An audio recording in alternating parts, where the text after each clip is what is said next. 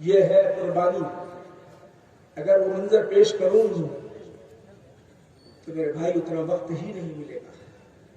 مجھے جو بولنا ہے وہ بات ہے. تو عشق حقیقت میں یہ ہے، زبان پر نہیں. بہت سارے ایسا بولتے ہیں ہم بھی محبت کرتے ہیں حضور سے، ہم بھی محبت کرتے، ہم سب کرتے. دیکھو ہم درود کتنے مرتبہ پڑھتے ہیں، نماز کتنے مرتبہ پڑھتے. اچھا پڑھتے تو آتے کیوں نہیں آپ؟ پڑھتے تو آتے کیوں نہیں؟ کہاں جائز؟ جائز ہے کیا؟ قرآن میں آیا کیا؟ صحابہ منائے کیا؟ ارے بھائی تیرے گھر میں بیٹا پیدا ہوا تو خوشی نہیں منایا، لائٹنگ نہیں لگایا، بچے کی شادی ہوئی تو شادی خانہ کو نہیں کیا، کارڈ تقسیم نہیں کیا، کارڈوں پہ بڑے اہتمام کے ساتھ نہیں لکھا، گھر گھر جا کر دعوت نہیں دیا، بچہ حافظ قرآن بن گیا تو کہا نعمت مل گئی چلو خوشی کا اظہار کرو. ذرا بتا کیا صحابہ نے ایسا کیا تھا؟ صحابہ نے اہتمام کیا تھا، شادی خانوں کا اہتمام کیا تھا، کارڈ تقسیم کیے تھے، لائٹنگ لگائے تھے. جو تو کر رہا ہے اپنی بات آئی تو جائز، اور میرے نبی کی بات آئی تو ناجائز بدعت بن گئی. کیسے بن گئی؟ عقل پر تالا پڑا ہوا ہے، عقل پر تالا پڑا ہوا. اس تالے کو کھولو، اعتراضات کو ختم کرو. اعتراضات ایسے ہیں کیسے دلدل میں پھنستے جاؤ گے، ایسے دلدل میں پھنستے جاؤ گے. تم صرف اور صرف وہ دلائل لاتے چلے جائیں گے، ایسے دلائل لاتے چلے جائیں گے جہاں میرے نبی کی عظمت میں کمی ہوتی جائے وہ لاتے جائیں گے. ہم عشاق رسول کو، ہم عاشقان رسول کو اللہ ایسی ایسی باتیں دل میں ڈالتا جائے گا، ہمارا عشق بڑھتا جائے گا، ہمارا عشق بڑھتا جائے گا. اور تمہارا حال یہ ہوگا کہ تم گناہوں کے دلدل میں ایسے پھنسو گے کہ پھر کوئی نکالنے والا نہیں ہوگا. کوئی نکالنے والا نہیں ہوگا. دلائل نہیں آتے. ابھی مولانا بتا رہے تھے صابر صاحب جنازہ بھی ہے گھر میں کہتے، اور جو ہے جنازہ بھی ہے گھر میں اور پے ولادت بھی ہے تو کیا خوشی مناتے. عجیب عجیب سوالات ہیں. خیر ادھر جانا نہیں ہم کو. آئیے تو یاد رکھو کہ نبی کریم صلی اللہ علیہ وسلم تشریف لائے رحمت بنا کر دنیا میں. کیا رحمت بن کر؟ رحمت بن کر آئے. ہر ایک کے لیے رحمت ہے، ہر ایک کے لیے رحمت ہے. ہمارے اخلاق کو سنوارنے کے لیے.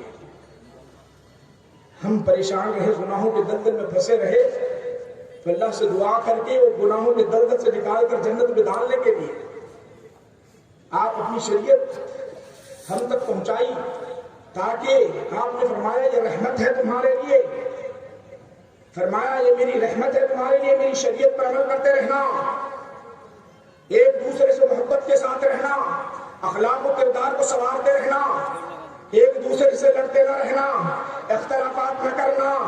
اختلافات اگر کرو گے، لڑتے رہو گے تو پھر دین کا کام نہیں کر پاؤ گے، آگے نہیں بڑھ سکو گے، نہ اللہ کے محبوب بنو گے، نہ رسول کے محبوب بنو گے. رسول کے قاعدے کو، اللہ کے قاعدوں کو اپناتے رہو گے تو پھر اللہ کے بھی محبوب بنیں گے، رسول کے بھی محبوب بنیں گے، میرے آقا کے بھی محبوب بنیں گے. اگر اختلاف کرتے رہو، لڑتے رہو، جھگڑتے رہو تو سنو میرے بھائی، دین کا کوئی کام نہیں کر سکتا. آج سوچنے کی ضرورت ہے. کروڑ ہاں مسلمان ہے، کروڑ ہاں مسلمان ہے، اس کے باوجود مسلمانوں کی حالت کیسی ہے؟ کسی میں خوف ہے، کسی میں ڈر ہے. خواجہ میری رحمت اللہ علیہ کو ذرا دیکھو، یہاں آئے تھے، جب یہاں آئے تھے تو کیا مسلمان تھے؟ کیا مسلمان تھے میرے بھائی؟ مسلمان نہیں تھے. آپ اکیلے آئے، کروڑوں کو اسلام کی دعوت دی اور اسلام قبول کرتے چلے جائے. آج ان کا پیش ہے، جاری ہے، کروڑ ہاں مسلمان ہے، اس کے باوجود بھی ہماری حالت کیا ہے؟ پستی کی طرف ہے. اس کی بجائے ہمارے اخلاق خراب ہو گئے، ہمارے اندر اتحاد ختم ہو گیا. بڑے بزرگوں کی قدر ہمارے اندر کم، بڑے بزرگوں کی قدر کوئی باقی ہی نہیں رہی. چھوٹوں پر شفقت باقی نہیں رہی. غلط کاموں کی طرف لگے ہوئے ہیں اللہ کے رسول صلی اللہ علیہ وسلم. دیکھو میرے بھائی آپس میں اختلاف ہوتا ہے تو بڑے جو ہے دکھی ہو جاتے. حضور بڑی سختی کے ساتھ ارشاد فرماتے دیکھو دیکھو میرے آقا فرماتے ہیں دو مسلمان بھائی ایک دوسرے سے جب کلام نہیں کرتے ہیں 3 دن تک اگر پکڑ بڑھ جائے 3 دن سے زائد ہو جائے تو اس پر اللہ کی ناراضگی اترتے رہتی ہے, لعنت برستے رہتی ہے, لعنت برستے رہتی ہے, اللہ کی ناراضگی اترتے رہتی ہے. اس کے باوجود بھی ہمارا یہ حال ہے. ذرا دیکھو اس کو دور کرنے کے لیے میرے آقا نے کیا کیا تھا جانتے ہو؟ اوالی مدینہ کے اندر ذرا سنو میں آپ کو بتانا چاہتا ہوں. اوالی مدینہ کے آخر میں 2 خاندان میں اختلاف ہو گیا, لڑائی ہو گئی, محبت نہ تھی. آقا نے کیا کیا؟ شہنشاہوں کے شہنشاہ, نبیوں کے سردار, انبیاء کے سردار, نبیوں کے سردار کیا کر رہے ہیں؟ ان کے اندر اتحاد پیدا کرنے کے لیے, ان کے اندر محبت پیدا کرنے کے لیے, ان کے اندر جو ہے الفت پیدا کرنے کے لیے خود جا رہے ہیں, خود جا رہے ہیں, اس قبیلے تک جا رہے ہیں, اس خاندان تک جا رہے ہیں. آقا اگر چاہتے تو خود بلا لیتے, یہ بھی خاندان والے آ جاؤ, وہ بھی خاندان والے آ جاؤ, یہیں پر ختم کر دیتا ہوں. نہیں نہیں اے مسلمانوں, محبوب نگر کے مسلمانوں, سنو سنو, انہوں نے آقا نے کیا کیا؟ خود جا رہے ہیں. کہاں جا رہے ہیں؟ ان کے گھر کی طرف جا رہے ہیں. گئے کیوں گئے ہیں؟ اتحاد پیدا کرنے کے لیے, اختلافات کو ختم کرنے کے لیے. یہ اختلاف ایسا ہے کہ ایسا ہے انسان مومن کے اعمال کو کھوکھلا بنا دیتا ہے, مومن کے اعمال کو برباد کر دیتا ہے, ان کو جو ہے اسلام سے ہٹا دیتا ہے, رب کی رضا کو رب کی رضا سے دور کر دیتا ہے. اس لیے آقا تشریف لے جا رہے ہیں, حضور تشریف لے گئے, حضور تشریف لے جا رہے ہیں. کیوں لے جا رہے ہیں؟ اتحاد پیدا کرنے کے لیے. تھوڑا وقت نہیں گزرا, ظہر کو گئے تھے, ظہر کے بعد سے کتنا ٹائم بیتتا ہے جانتے ہو؟ میرے نبی کا ایک ایک لمحہ, میرے نبی کا ایک ایک گھڑی قیمتی ہوتی ہے, ایک ایک گھڑی میرے نبی کی قیمتی ہوتی ہے. میرے بھائیوں کتنا ٹائم بیتا, ظہر کے بعد سے عصر کے وقت کا کتنا وقت ہوتا ہے, وہ اتنا وقت بیت رہا ہے. کیوں بیت رہا ہے؟ صلح کرانے کے لیے, محبت پیدا کرنے کے لیے, محبت پیدا کرنے کے لیے. یہاں تک عصر کا وقت آ گیا. روزانہ با جماعت جو نماز پڑھتے تھے وہ وقت ختم ہونے کے قریب آ رہا ہے, سورج ڈوبنے کے قریب آ رہا ہے. سیدنا ابو بکر صدیق رضی اللہ عنہ کی بارگاہ میں حضرت بلال رضی اللہ عنہ عرض کرتے ہیں, اے ابو بکر سن لو, وقت بیتتا جا رہا ہے, سورج ڈوب جائے گا, ہماری نماز قضا ہو جائے گی. آقا ابھی تشریف نہیں لائے ہیں. بولو میرے بھائیوں کہاں گئے تھے میرے آقا؟ صلح کرانے کے لیے, مومنوں میں صلح کرانے کے لیے گئے تھے. یہ میرے آقا کا عمل ہے, میرے آقا کا کردار ہے. سنو آج ہمارا حال تو یہ ہے کہ چنگاری کے مانند ہے, آگ سلفانے والے ہیں. اگر کہیں آگ بجھی ہوئی ہے تو دہکا دیتے ہیں, دونوں میں اور اختلاف ڈالتے ہیں. کہتے ہیں کہ تیری بہت بری باتیں کہہ رہا تھا, تیرے خلاف بول رہا تھا. اس طرح دونوں کے اندر رنجش ڈال دیتے ہیں, اختلاف کو بڑھا دیتے ہیں. میرے نبی کا یہ طریقہ نہیں ہے. سنو سنو, حضرت ابو بکر صدیق رضی اللہ تعالیٰ عنہ نے سورج کی طرف دیکھ لیا, اب ڈوبنے کے قریب ہے. نماز ادا کرنے کے لیے کھڑے ہو رہے ہیں, نماز ادا کرنے کے لیے کھڑے ہو رہے ہیں. آقا نبی کریم صلی اللہ علیہ وسلم ادھر سے تشریف لاتے ہیں, ادھر سے تشریف لاتے ہیں. کہاں سے آ رہے ہیں؟ صلح کرا کے آ رہے ہیں, آ رہے ہیں. آقا دیکھ رہے ہیں کہ صحابہ نماز پڑھنے کے لیے کھڑے ہوئے ہیں. سیدنا ابو بکر صدیق رضی اللہ عنہ جماعت میں کھڑے ہوئے ہیں. میرے آقا کی شان تو سنو, بخاری کہتی ہے میرے آقا کی شان سنو. درمیانی جماعت میں سے آ رہے ہیں, پیچھے سے نہیں, آگے سے نہیں, پیچھے سے چلتے ہوئے آ رہے ہیں, پیچھے سے چلتے ہوئے آ رہے ہیں, درمیان سے آ رہے ہیں, سب کو ہٹاتے ہوئے آ رہے ہیں. ہر صحابی دیکھ رہا ہے, ہر صحابی دیکھتا جا رہا ہے. دیکھ کر کیا کر رہا ہے؟ تالیاں بجا رہا ہے. کیا آقا کا خیال ان کے دل میں نہیں آیا ہوگا؟ آیا ہے تو تالیاں بجا رہے ہیں. چہرے مصطفیٰ کو دیکھ دیکھ کر تالیاں بجاتے جا رہے ہیں. کیوں بجا رہے ہیں؟ خوشی نہیں تھی, بتلانا تھا سیدنا ابو بکر صدیق رضی اللہ عنہ کو, اے ابو بکر آقا تشریف لا رہے ہیں, آقا تشریف لا رہے ہیں، جس سب سے گزرتے ہیں اس سب سے تالیوں کی آواز گونجتی ہے، مسجد نبوی کے اندر تالیوں کی آواز گونجنے لگی۔ قریب آئے، مصلی کے قریب آئے تو کیا ہوا، سیدنا ابو بکر صدیق رضی اللہ عنہ جان گئے کہ آقا تشریف لائے ہیں، تو ان کی حالت کیا ہوئی، آہستہ سے پیچھے ہٹنا چاہا، آہستہ سے پیچھے ہٹنا چاہا۔ آقا نے اشارے سے فرمایا اے ابو بکر، اے ابو بکر، وہیں پر کھڑے رہو، وہیں پر کھڑے ہو کر نماز امامت فرما دو، امامت کرو۔ آپ حکم دیتے ہیں، اشارے کو جان گئے۔ اشاروں کو جاننے کے بعد بخاری شریف میں آتا ہے، میرے بھائیو سنو، ابو بکر صدیق رضی اللہ عنہ کا حال کیا ہوا، ہاتھ اٹھا رہے ہیں، کہاں ہاتھ اٹھا رہے ہیں، رب کائنات کی بارگاہ میں ہاتھ اٹھا رہے ہیں۔ کیوں اٹھا رہے ہیں؟ اللہ کی بارگاہ میں دعا کر رہے ہیں، مولا کریم، اے اللہ، نبیوں کا سردار، قوم کا امام، مجھے سمجھا ہے، تیرا شکر ہے، تعریف تیرے لیے ہے۔ یہ کہتے ہوئے اب آگے نہیں ٹھہرتے، اب آگے نہیں ٹھہرتے، پیچھے ہٹتے ہیں، ادب بجا لاتے ہیں۔ اب شیخ الاسلام عارف باللہ، شیخ الاسلام عارف باللہ علیہ الرحمت والرضوان، بانی جامع نظامیہ الحاج فضیلت چنگ محمد انوار اللہ فاروقی علیہ الرحمہ انوار احمدی میں لکھتے ہیں، کیا لکھتے ہیں سنو۔ حضرت ابو بکر صدیق رضی اللہ عنہ پیچھے آ گئے۔ پیچھے آنے کے بعد کیا ہوا، آنے کے بعد نماز آقا نے پڑھا دی، نماز مکمل ہو گئی۔ نماز مکمل ہونے کے بعد حضور نبی پاک علیہ السلام نے صحابہ سے پوچھا، اے صحابہ بتاؤ تو صحیح، اے صحابہ بتاؤ تو صحیح، تم نے تالیاں کیوں بجائی، تم نے تالیاں کیوں بجائی؟ آقا کی بارگاہ میں عرض کرنے لگے، آقا کی بارگاہ میں عرض کرنے لگے، سیدنا ابو بکر صدیق رضی اللہ عنہ کو اطلاع دینا تھا، اطلاع دینا تھا، اس لیے ہم نے تالیاں بجائی۔ تو آقا نے فرمایا اس طرح تالیاں نہ بجانا، اس طرح تالیاں نہ بجانا۔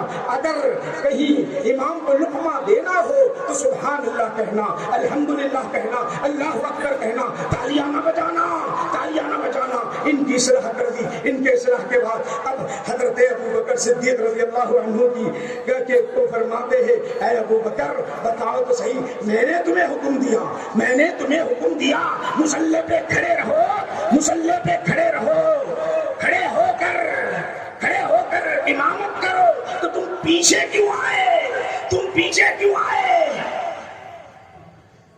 سیدنا ابو بکر صدیق رضی اللہ عنہ کہتے ہیں، یا رسول اللہ صلی اللہ علیہ وسلم، ابو قحافہ کے بیٹے کی مجال کہاں، نبیوں کا سردار موجود ہو، ان کی موجودگی بھی امامت کر سکے یا رسول اللہ۔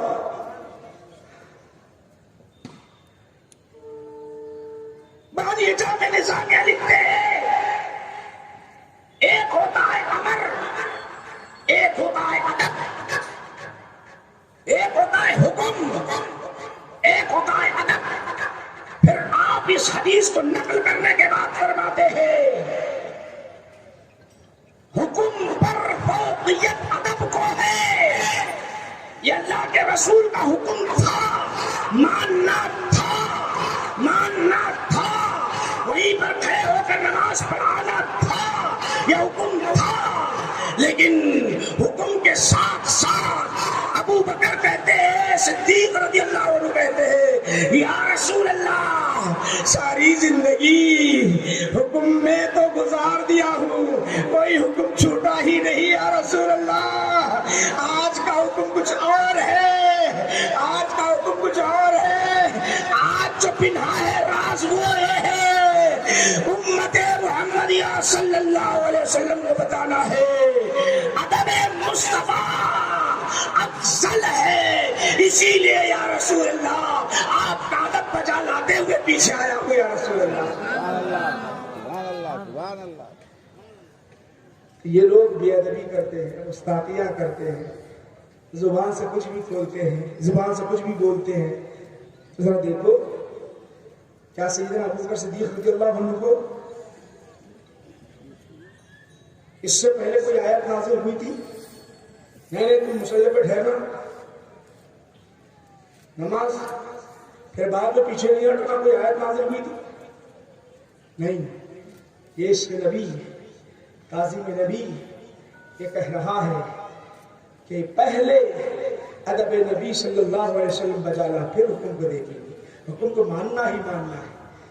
تو آئیے ایک اور حدیث ذکر کر کے میں اپنی بات کو ختم کرتا ہوں۔ ماشاءاللہ بہت نوجوان یہاں پر ہیں، گاؤں گاؤں سے آئے ہیں، دیہات سے آئے ہیں، تو میں تو ہر وقت یہ کہتا ہوں کہ دیکھو ہمیں کچھ کام کرنا ہے. کام کب ہوگا؟ ہم پر دیوانگی کی کیفیت ہوگی. بعض نوجوان کیسے ہوتے ہیں؟ جلسے کے اندر بعض نوجوان ایسے ہوتے ہیں کہ ان کو جو کام دیا جائے، پکوان کا کام دیا جائے، سپلائی کا کام دیا جائے، یا جو ہے ٹیبل رکھنے کا کام دیا جائے، کرسیاں رکھنے کا کام دیا جائے، یا تصویریں لینے کا کام دیا جائے، ان پر ایک، حالانکہ وہ پڑھے لکھے نہیں ہوتے، تعلیمی یافتہ نہیں ہوتے، تعلیمی یافتہ نہیں ہونے کے باوجود ان پر ایک دیوانگی کی کیفیت ہوتی ہے. دیوانگی کی کیفیت ہوتی ہے کہ آج میں صرف کرسیاں اٹھا دوں، آج میں سپلائی کر دوں، آج میں لوگوں کو کھانا کھلا دوں، آج میں پانی پلا دوں، تو یقیناً محشر میں میری نجات ہو جائے گی. اس غرض سے دیوانگی کی کیفیت ہوتی ہے. یہ کیفیت ہر ایک کے اندر پیدا ہو جائے، اکابرین میں ہو جائے، علماء میں ہو جائے، حفاظ میں ہو جائے، مشائخین میں ہو جائے، بزرگوں میں ہو جائے، نوجوانوں میں ہو جائے، تو بلا مبالغہ میں کہتا ہوں ہندوستان کے اندر جو سر نظر آئیں گے صرف مسلمانوں کے سر نظر آئیں گے. ضرورت اس بات کی ہے. آئیے، چونکہ وقت کافی ہے، نماز بھی پڑھنا ہے، تو کھانا بھی کھانا ہے. نوجوان مبارکباد ہیں جو آپ کام کر رہے ہیں. بزرگوں، اور خاص بات یاد رکھو، بعض حضرات تو، بعض نوجوان اپنی شیطان کی جال میں ایسا آ جاتے ہیں کہ اپنے بزرگوں کو برا بولنا شروع کر دیتے ہیں. اچھا تم کرو نا، آپ کے جو بزرگ کام کر رہے تم آگے مائک پہ بولو نا، نہیں بول سکتے. اللہ نے ان کے اندر صلاحیت الگ رکھی، آپ کے اندر صلاحیت الگ رکھی. سمجھنے کی ضرورت ہے، ہر ایک کو سمجھنے کی ضرورت ہے. میں ہر ایک کو بتا رہا ہوں یہاں پر، یہ اسٹیج سب کے لیے ہے. آپ بیٹھے ہوئے اطمینان سکون کے ساتھ، تو سب کو درس لے جانا ہے، یہاں سے سب کو سبق پڑھ کر جانا ہے. اپنے اخلاق کو سنوارنا ہے، اپنے کردار کو سنوارنا ہے. ہم اخلاق کی کتنی نچلی سطح پر آ گئے ہیں، ذرا غور بھی کیا ہم نے غور بھی کیا. ارے بزرگوں کا پاس و لحاظ بھی نہیں رکھا ہم نے. جب ہمارا بزرگ ساری زندگی دین کی خدمت کرتا رہا، چلنے نہیں آیا تو مذاق کر دیا. بابا ساری زندگی کھلاتا رہا، پہناتا رہا، اڑاتا رہا، گلے سے گلے ملتا رہا، تیرے لبوں کو چومتا رہا، تیرے گال کو چوستا رہا، تجھے پیار کرتا رہا، تجھے رینگنا نہیں آتا اٹھا اٹھا کر لے جاتا رہا، تجھے چلنا نہیں آتا چلنا سکھاتا رہا. وہی باپ بوڑھا ہوا ہے تو باپ کو کہتا ہے بابا ذرا تم باہر جاؤ، بابا تم ذرا باہر جاؤ. بابا سے کام نکالتا ہے. اے بدبخت، تو سمجھ بھی رہا ہے یہ کیا عمل کر رہا ہے، تو جانتا بھی ہے تیرے والد کو تو محبت کی نگاہ سے ایک مرتبہ دیکھے گا، تیری ماں کو ایک مرتبہ محبت کی نگاہ سے دیکھے گا. رب کہتا ہے تو ایک مرتبہ محبت کی نگاہ سے دیکھ لے، بندے میں تجھے 100 مرتبہ دیکھتا ہوں محبت کی نگاہ سے. کیا بات ہے، سبحان اللہ، سبحان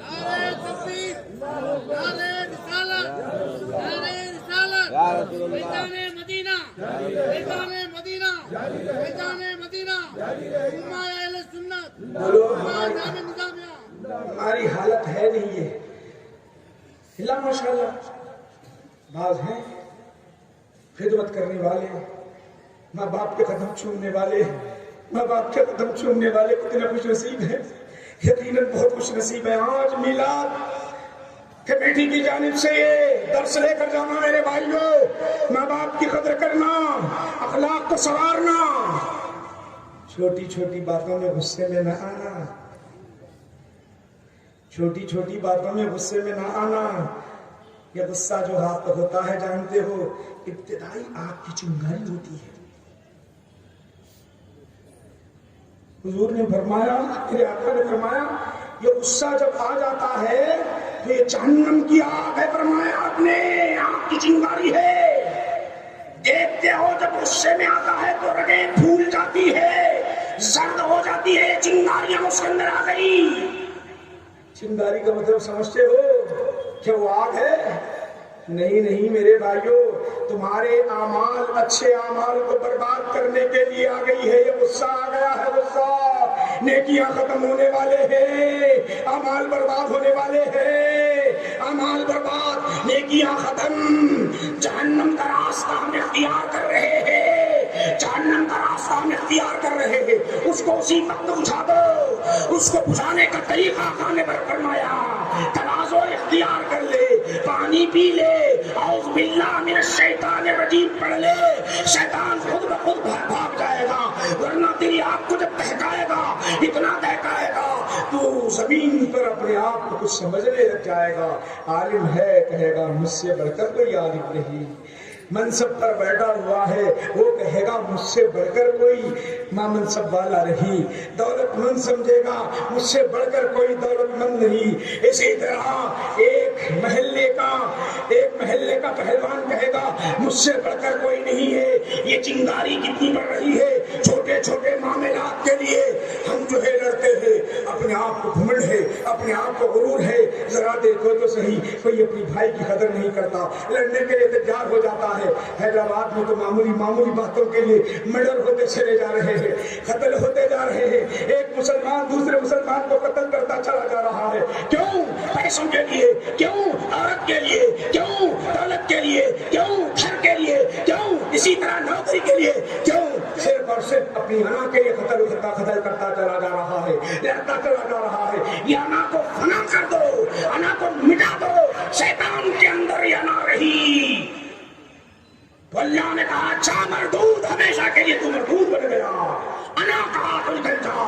تو یاد رکھو انا کو فنا کر دو پھر کام ہوگا، اگر انا کو فنا نہیں کرو گے تو کچھ بھی نہیں کام۔ ہمارے اندر کیا ہے؟ دولت ہے، روپیہ ہے، پیسہ ہے، نہیں میرے نبی کو دیکھو، میں آپ کو بتا رہی ہوں یہ حدیث سنا کر بخاری شریف کی بات کو ختم کرتا ہوں، دعا کریں۔ آؤ ہمارے پاس ہے کیا چیز؟ کچھ بھی طاقت نہیں، کچھ بھی ہتھیار نہیں، کچھ بھی پیسہ نہیں، کچھ بھی فوج نہیں۔ ارے میرے نبی کے پاس تو فوج ایسی ہے، سارے عالم کے ملائکہ فوج ہی فوج ہے، سارے فرشتے، جبرائیل امین سے لے کر ہر فرشتہ متمنی رہتا ہے میرے نبی کے حکم کا۔ کہہ دو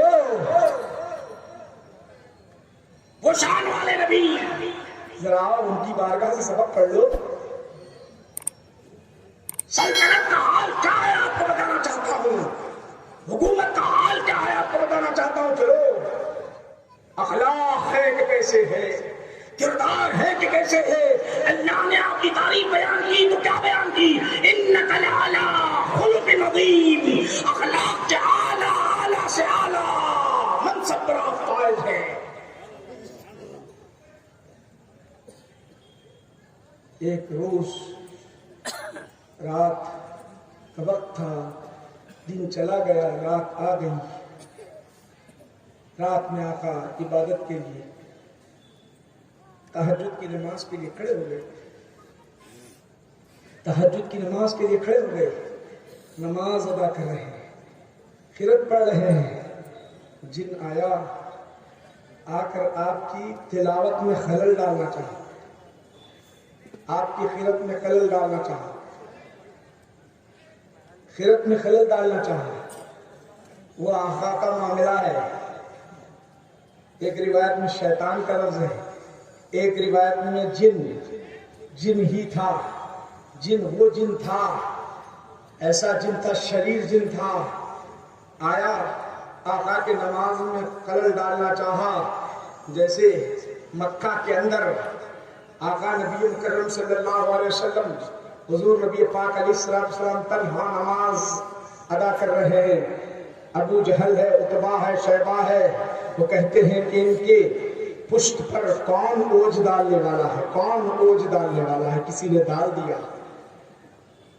شرارتی انسان بھی ہوتے ہیں، جن بھی ہوتے ہیں۔ پھر آقا نے کیا فرمایا؟ ہے اللہ اس کو پکڑ لے، میری شان میں کمی کرتا ہے، اس کو پکڑ لے، اس کو پکڑ لے۔ سال 2 سال نہیں گئے، سب کے سب ہلاک ہو گئے۔ سال 2 سال نہیں بیتے، 4 سال نہیں بیتے، سب کے سب ہلاک ہو گئے۔ جنگ بدر میں سب مارے گئے۔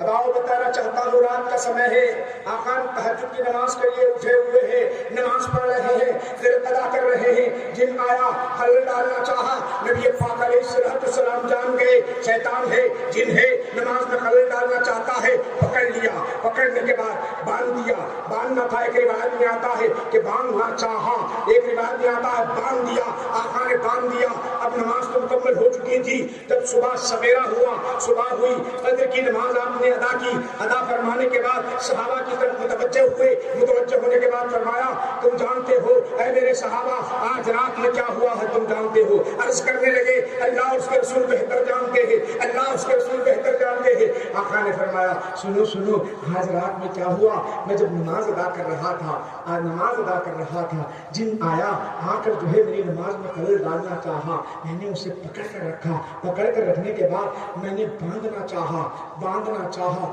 میں نے باندھ بھی دیا، اور میں اسے اسی طرح باندھ دیتا، ستون سے باندھ دیتا، وہ صبح تک نہیں نکلتا تھا، اور تم صبح اس کا چہرہ دیکھ لیتے، جن کا چہرہ دیکھ لیتے، جن کا چہرہ دیکھ لیتے تھے۔ اس میں بیٹھے کوئی دیکھے جن بہت سارے عاملہ بولتے میرے پاس اتنے موکلا ہیں، اتنے جن آئے، اس کو جو پکڑ کے رکھا چھوڑا نہیں، اس عامل کو، اس کو چھوڑا نہیں، ان کے موکلا رہتے، عامل اجنہ رہتے، میری جھوٹ نہ بولو، جھوٹ مت بولو، علاج کرو۔ میں یہ نہیں کہتا کہ کوئی بیمار ہے، نظر لگی ہے، جادو کے اثرات ہیں یا کوئی اور اثر ہے تو علاج کرو، مگر جھوٹ نہ بولو، جھوٹ نہ بولو۔ اتنے موکل ہیں تم پر کالا جادو ہو رہا ہے یا ایسا ہوا ہے، ارے اس کو مار ڈال رہے ہو، مریض تمہارے پاس کیوں آیا ہے، میرا علاج ہو جائے، تو اس کی زندگی تمام اس کے ذہن میں بات بیٹھ جاتی ہے، کوئی نہ کوئی جن لگا ہوا ہے اور شیطان پکڑا ہوا ہے، ایک دبلا ہونے لگ جاتا ہے، لاغر ہو جاتی ہے۔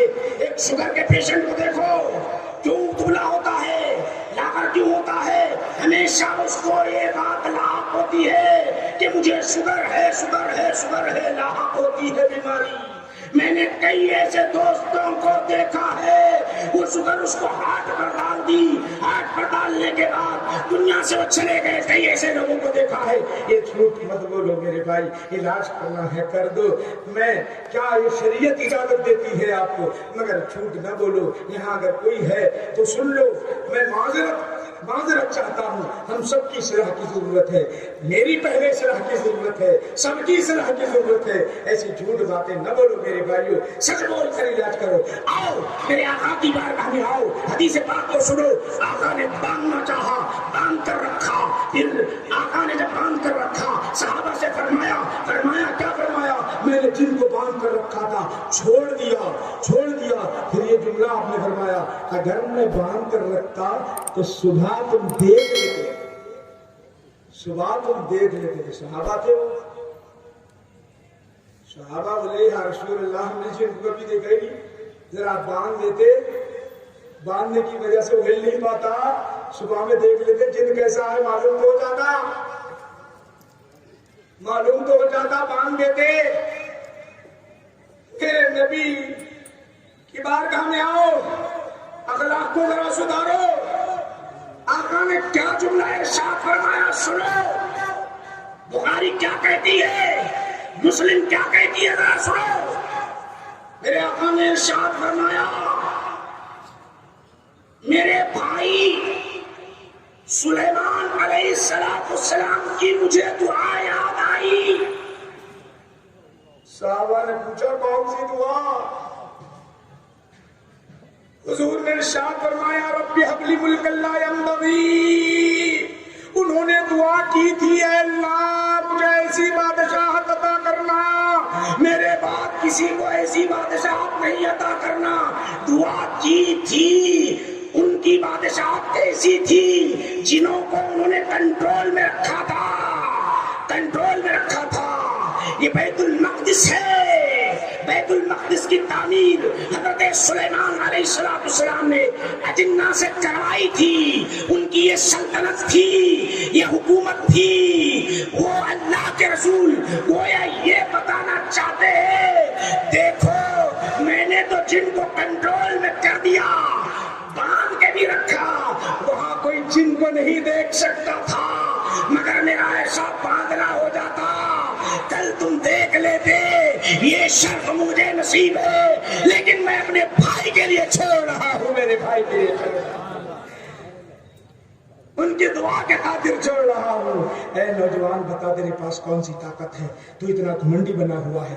اے نوجوان بتا تیرے پاس کون سا ایسا لشکر ہے تو آج اتنا گھمنڈی بنا ہوا ہے۔ ارے میرے نبی کو تو دیکھ، میرے آقا زمین پر رہ کر چاند کی طرف اشارہ کرتے تو چاند کے دو ٹکڑے ہو جائے، وہ طاقت رکھنے والے میرے آقا درختوں کی طرف اشارہ کر دے، اے درخت دوڑے دوڑے آ جا، تو درخت دوڑتا دوڑتا آ جائے، پھر کہے اے درخت تو چلا جا، تو درخت چلا جائے۔ جبرائیل امین ہر گھڑی آپ کے ساتھ رہے، اس کے باوجود بھی میرے آقا کی کردار اخلاق یہ ہے کہ کسی سے بدلہ نہیں لیتے۔ بدلہ تو میرے بھائی دور کی بات ہے، معاف کرنے چلے جاتے ہیں۔ ہم نوجوان کی کیفیت یہ ہوئی ہے، کچھ بھی طاقت نہیں ہے، کچھ بھی قوت نہیں ہے۔ ایک نوجوان ہے اکیلا اپنے محلے میں ایسا ایٹ رہا ہے، ایسا لڑنے کی طرف آ رہا ہے، ایسا مچل مچل کر آ رہا ہے، ذرا اس کو جو ہے دوسرے محلے میں جانے دو، حالت کیا ہوتی ہے، پتلی ہو جاتی ہے، دوسروں کو دیکھ کر پیچھے ہٹ جاتا ہے۔ اور یہاں گھمنڈ، یہاں جو ہے یہ حال سن لے، یہ تیرے کردار، یہ اخلاق تجھے برباد کر رہے ہیں، برباد کر رہے ہیں۔ اخلاق کو سدھارو تبھی کامیابی ملے گی۔ یہ چند باتیں آپ حضرات کے سامنے پیش کیا ہوں، چونکہ وقت کافی ہو چکا ہے۔ میں نوجوانوں سے گزارش کرنا چاہتا ہوں، یہ میلاد کے جلسے سے نمازیں نہیں چھوڑنا بھائی، نمازیں ہرگز نہیں چھوڑنا، عبادتوں کی طرف راغب ہو جاؤ، اور اخلاق سب سے پہلے اخلاق کو سنوارو، کردار کو سنوارو، محبت کے ساتھ ایک دوسرے مل جاؤ، مل کر کام کرو، دین کا، اہل سنت والجماعت کا کام کرو، پھر دیکھو ہماری فتح کیسی ہوتی ہے، ہماری کامیابی کیسے، ہمیں کامیابی کیسے ملتی ہے۔ میں ان حضرات کو مبارکباد پیش کرتا ہوں، ہمارے ابھی اعلان کیا گیا کہ شامیانوں کا انتظام، کرسیوں کا انتظام، سب کچھ انتظام کرے، بہت مبارکباد ہے آپ، بہت بہت مبارکباد ہے میرے بھائیوں، واقعتاً آپ نے اچھا اہتمام کیا۔ اور نوجوان جو بغیر لڑے کے، بغیر جھگڑے کے، نعرے تکبیر کے ساتھ، اور بعض ذرا کیا ہے جی نعرے بار بار لگاتے ہوتے، یہ بولتے بعض نعرے لگاؤ مگر خیال رکھو، نعرے کے ساتھ میں پہلا جملہ کیا کہا تھا کہ نعرے تک محدود نہیں رہنا ہے، ہم کو آگے بڑھنا ہے، فتح حاصل کرنا ہے، اور ہم اللہ کی بارگاہ میں دعا